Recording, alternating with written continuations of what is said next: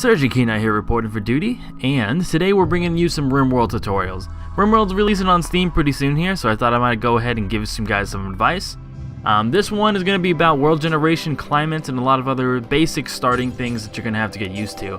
So in the beginnings of Rimworld, you're going to have to generate a world for yourself, because this is the world in which you are going to be picking a spot in which you land and start creating your base.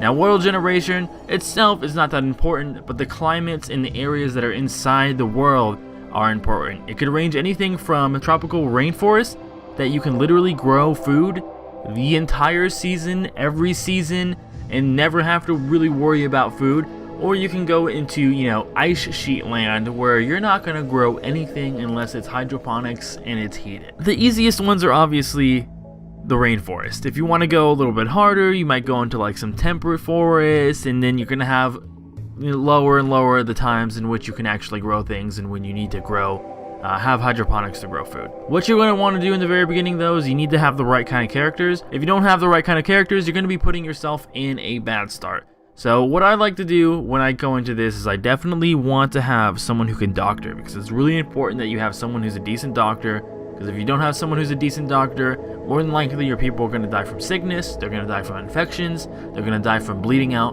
because your gut doctor is just not good enough to be able to bring them back up to full health. Having someone who's a decent constructor, miner, and things like that is also having a very good start. 2 fires mean they're amazing at it, 1 fire means they're decent at it, and then no fire means they have no burning or any passion to learning that skill.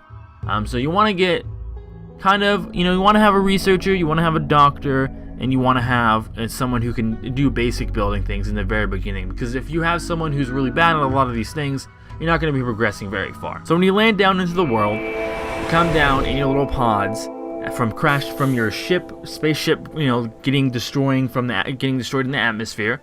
You're going to land in your pods. It's going to drop things like food, weapons, and other little steel pieces and metals and things like that you're going to need to build your first little base. I like to start off with equipping all of my characters with weapons, and you always start with the same 3 weapons. I've noticed it's always going to be a survival rifle, a pistol, and then some type of knife. I obviously give the survival rifle to my best shooter, because he's going to be the one that's going for long range, and then you can give whatever you want to the other ones. Stockpiles help out because they're going to allow you to collect everything close by to you. Often you'll see here I'm double clicking, and it selects all of the same type of items in the area, and then I'm allowing it to be picked up so it will be brought to the stockpile so they don't have to go really far to collecting things. After building your small little house, you put down some beds, and typically you're pretty fine there. It's like the easiest start. You don't have to worry about too much. You want to have your weapons equipped, because if you do get attacked really early on, you don't have your weapons equipped, you're going to have a bad time, and you might have to restart if you get too injured, or the wrong person gets injured and can't really treat others. Thankfully, you start with some medicine in the beginning, so more than likely that won't be an issue. But in the meantime, this is the easiest and simplest way to start off in the game.